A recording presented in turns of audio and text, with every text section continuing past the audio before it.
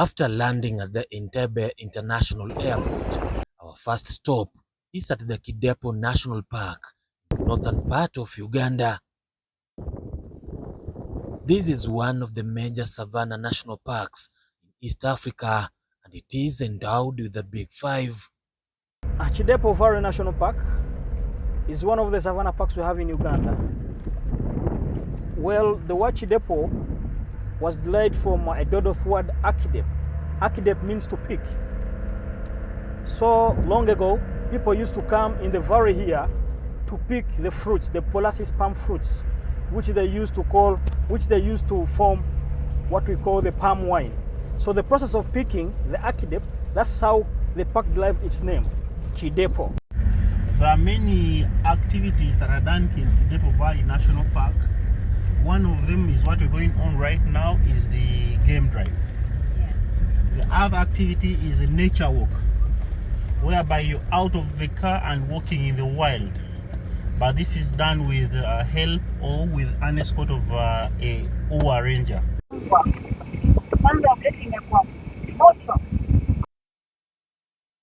The park is, however, less visited due to the distance from Kampala to here. A journey that will certainly take you a whole day. The park covers an area of 1,442 square kilometers, and it's very, very, very good for game because it has variety. That's why it's called the true African wilderness. It has variety of game, whereby we see that here we have a total of about 76 mammal species and 476 bird species, all of them in one place. As we go out right now, we're going to be in search of these animals. I cannot guarantee that we're going to see all the 78 or over the 500 bird species, but we shall be seeing what nature offers to us. Keeping your eyes outside in the windows will also help me that whatever you sight, I can stop and we can discuss about it.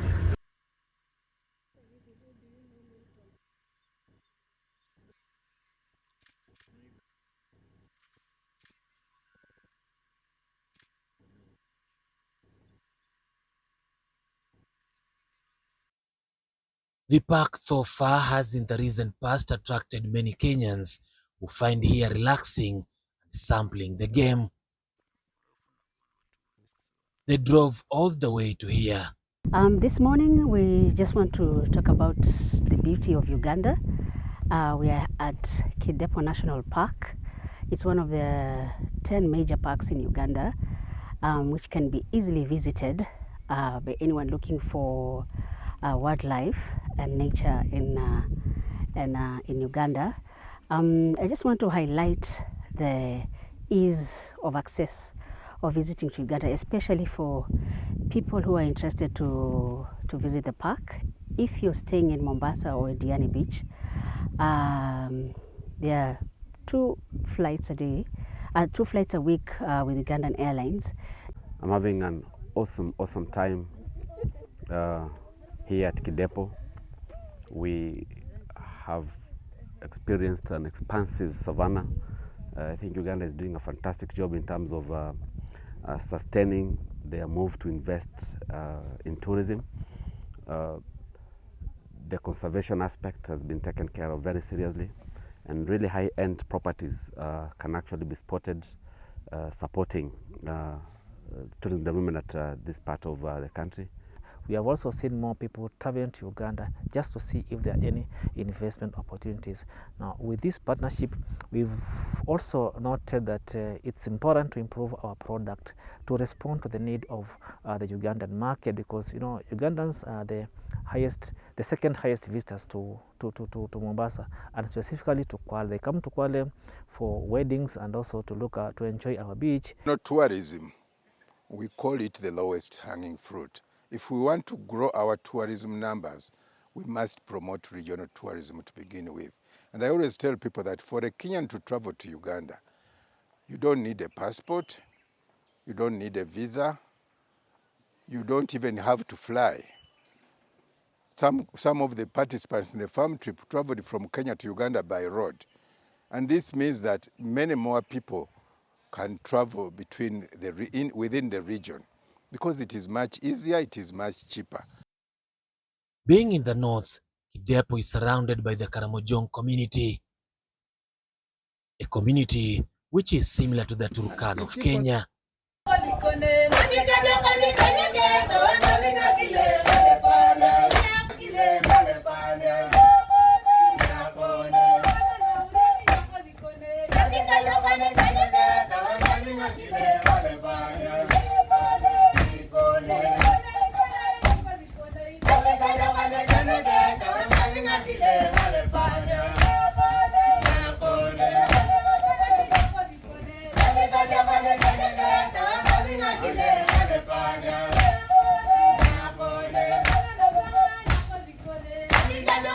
A friend in Karamojong. Yeah.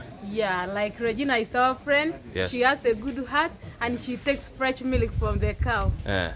Yes, that is what it means in Karamojong. Oh, so you've used Regina. Yes. You can put change there. All Yeah.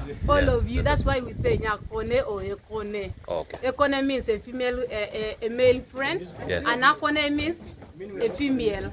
Oh. Yes. Okay. How do you greet in Karamojong? So yai. Yeah. Oh, ikoniai. Ikoniai means how are you? Yeah. Yes, I'm fine is a joke.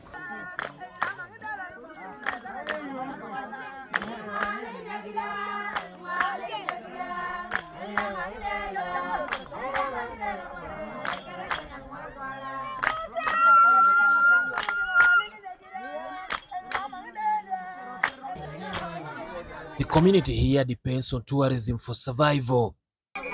It is a community that is well known for its rich culture, including abductions for marriage. So the Ik, that were the true, we call them the true Karamojong, went to the top of Mount Morngole. That's the highest mountain in the park. It has an elevation of 2,750 meters above the sea level. So because these ones were completely not cattle keepers, that's why they went to the top of Mount Morngole. Then there is a group, the cattle keepers, that went down to the lowlands in a place called Kabong. They are called Dodoth. The doth in Karamojong is milk. You know, when a cow gives birth to the young one, so when you milk that first milk, it's called colostrum. It's the type of milk they like, and it's called a doth in Karamojong. So we have to call them Dodoth. Then there is another group that continued and went to Kotido, called the Gie. If you hear the word Gie in Karamoja, these are cattle raiders. So they went and settled there. Then another 4 groups continued and went and settled in Mount Moroto. We have the Tepes, we have the Bokora, we have the Matheniko and the Pian.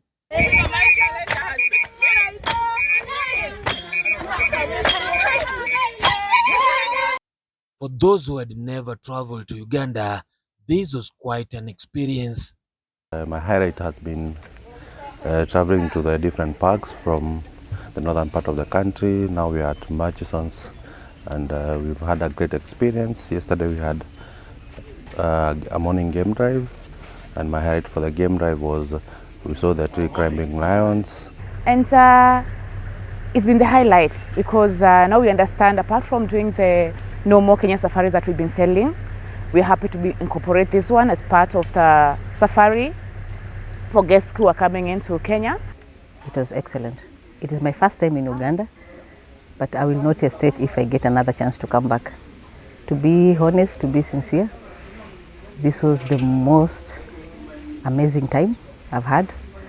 The people are friendly. If you look at the vegetation, the lodges, I can't name it all, to be honest. There's a lot that I have learned. There's a lot that I have experienced from our day one at Kidepo all the way to right now we are at Murchison.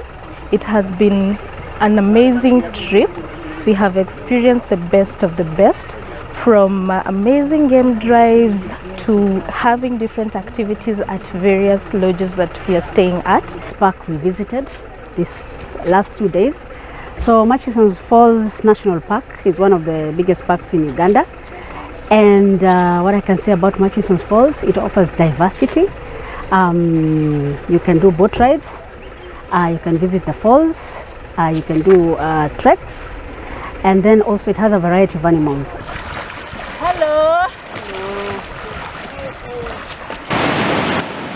River Nile, which is the longest in the world, has also so much to offer. Apart from the evening boat rides, one may choose to head to Jinja for the one of the most heart-wrenching and adrenaline-packed water rafting.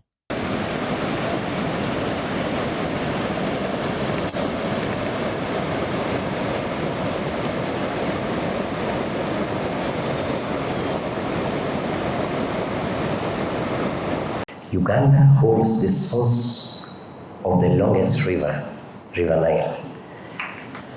And this I was not told. I experienced this, not once, but twice. The first time I went to Jinja, we actually did rafting. My friend. Who else did rafting? Can I see your hands up? I guess you have a story to tell. Sindio, wa Kenya. Did you experience what I experienced? You know, at first I thought my soul is leaving me. Some of the participants in the farm trip traveled from Kenya to Uganda by road. And this means that many more people can travel within the region, because it is much easier, it is much cheaper. So if we want to grow the tourism numbers, we call regional tourism the lowest hanging fruit that we can pick in order to be to build the critical mass that so that those international tourists will just be adds on to the numbers that we have built within the region. For now, I am so happy because I have experienced Uganda hospitality firsthand. It's so easy for me to recommend anybody because I have seen the places, I've seen the opportunities. And of course, Uganda farm trips can't be complete without paying a visit to the gorilla and chimpanzee trekking that for over time has been the most selling point. It's been such a beautiful surprise. Beautifully surprised. This country is beautiful. They have wonderful, wonderful cultural experiences, amazing landscapes and facilities. The food has been amazing. We've all added weight. This destination has quite a lot. We did the gorilla tracking in Bwindi National Park. We did the chimpanzee at Chivale National Park. We have done lots of trips around. We did the whitewater rafting in Nile Jinja. And it has a lot of products to offer. Kenya and Uganda are very unique destinations on their own. What Kenya has could not be available in Uganda. For example, safaris in the Mara they are very unique. You cannot find them in Uganda. And Uganda, chimps, gorillas, you cannot find them in Kenya. So these are you can complement each other by offering the unique experiences. It's an amazing job the Ugandan consulate in Mombasa is doing. We are expecting to increase our business and our exchange with the Ugandan people. We expect many people to come to the Kenya coast. Please, welcome.